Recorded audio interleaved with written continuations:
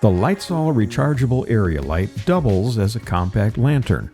Let's take a closer look. Inside the box is the lantern, a micro USB charging cable, and an instruction sheet. Since the light is rechargeable, it's best to charge it fully before first use. Plug the included charging cable into any power source such as a wall charger, computer, or power bank. Plug the micro USB end into the charging port located on top of the light. A flashing red light turns solid red when charging is complete. A full charge can take up to 2 hours. The rechargeable area light is fairly compact, measuring 5 inches tall and 3 3/4 inches in width and depth when folded, and 9 1/2 inches wide and deep when unfolded. It weighs 8 ounces.